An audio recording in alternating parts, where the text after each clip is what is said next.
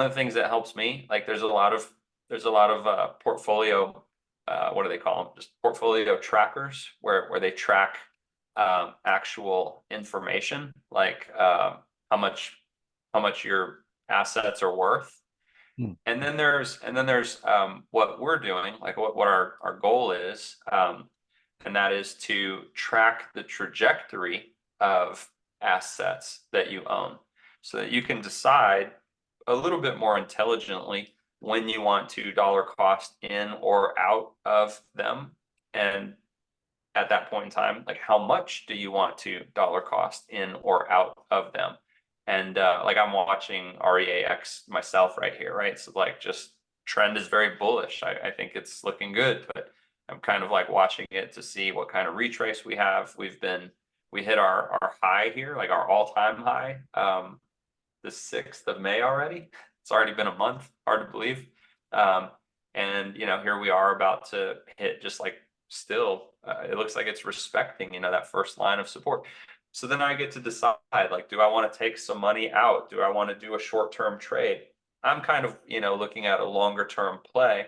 So, do I want to take advantage of the T+1 settlement time that now exists where I can actually sell a bunch of positions, be settled by the next day, and then just wait to buy back in? And how much could I multiply my capital if I happen to be successful in selling at a resistance and buying at a support, right? Like what happens if I sell 10,000 shares of real there, and Mhm. then I make $5 per share on those 10,000, and then I buy back in at,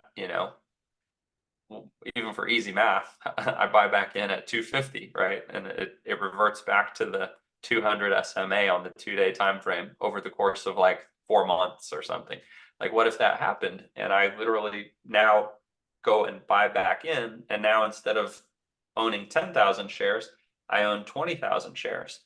And then we do the math on that, and we say like, if and that's not the whole portfolio, but that's just some, right? And so we Right. do the math on that, and we're like, well, if, and this is a big if, right? But if, and this could happen for any given asset. So if 10,000 shares one day climbs to, they're five, I think, $4 and $5 here. But let's just say you sold at five.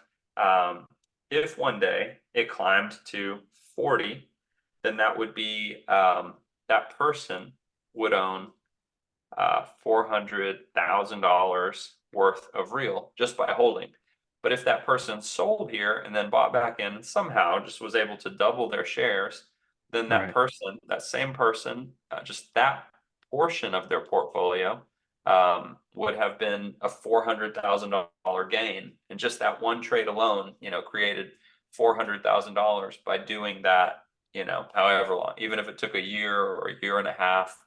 But if you just came across that type of opportunity and used the data to do that, that's kind of like what you could do with any given position. And then so what I do is I would literally, these are share charts, so I don't have like personal notes or anything on these, but where is it at?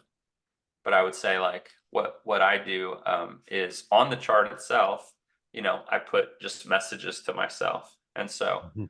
I would, just type whatever I want. And so instead of it being like a study guide, which is like a lot of what I think people post in social media and everything else, you can just have your own set that's literally what the folio monitor is for.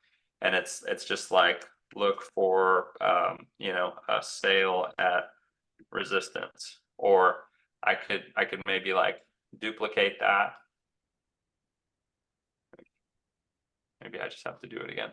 I could literally like put another message over here. I could make the text smaller, and I could put sell when, um, or maybe like a little note to myself: set an alert on one day, first time blue. Right? And so these are just kind of like notes to myself. So I use the folio monitor for this, whether it's, as you can see, I have stock here integrated into crypto. Um, as you can see, they're 2-day time frames. So I'm kind of watching, larger time frames. As you can see, like on the 2-day time frame, there was this moment in time when Matic had a transition to a red cloud. And you don't have to do everything in absolutes where you sell all the way out of or sorry, Cosmos there, Atom. So you don't have to do everything in absolutes where you go, oh my God, it's a red cloud on the 2-day. I'm selling all my Atom. But you might decide like, hey, maybe I will sell 20%, or maybe I will evaluate what's happening and see if I want to get out. Maybe I will take the total crypto markets sentiment into consideration.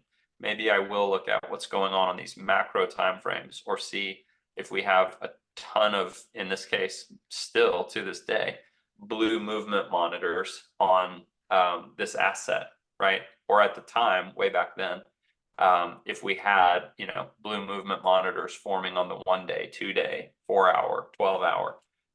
Maybe that's like something that I'd say I want to get out of it for a while. But it just depends on, I think, how involved somebody is or wants to be as far as how they use this data. So this is one thing that I like the Folio monitors for, and that's why I keep them on, 2-day, 3-day, 1-week timeframes. Mm-hmm. And you'll notice that I saved these charts for you guys too with those larger timeframes, right? 1 week, 2-week, 3-week, 1 month data. So it's more macro in its intent. It's not meant to be the day trading charts. So that's why I kind of created this specifically. These just happen to be, I think I had 16 assets that I have. And I was just like, I don't think you guys need more than 2, and you could build as many as you want, but you just call them Folio Monitor 3, Folio Monitor 4. You had 1 trillion assets, you could just build as many as you want. But that's kind of what I like about these. You can see the linear regression flipping, you can see channels breaking, you can see great buy opportunities.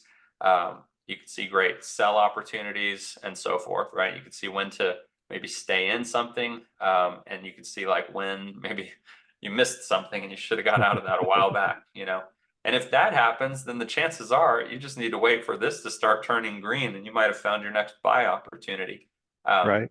Because chances are, in a lot of cases, with a lot of these better, I guess you could say, depending on a person's knowledge base, but a lot of these better like layer one assets in crypto, there's a lot of them that are probably going to have longevity, and they have a history of higher highs and higher lows over the course of many years. And so as long as that's the case, some of these are worth following. And just like Sol was $10, $11 or something crazy like that just a year ago or a year and a half ago. I was sharing it in Discord like a little higher than that. And I just remember saying, it wasn't matter of fact, but it was just like, one day people are going to look at this, Sol being $55 and be like, man, I could have got in at $55. And I didn't know what would happen, but it's funny, like sure enough, it was like 207, and it could easily keep going. You could see the chart right here, like 230 is not outside of possibility Right. by August, if you're just purely looking at the chart. So I use this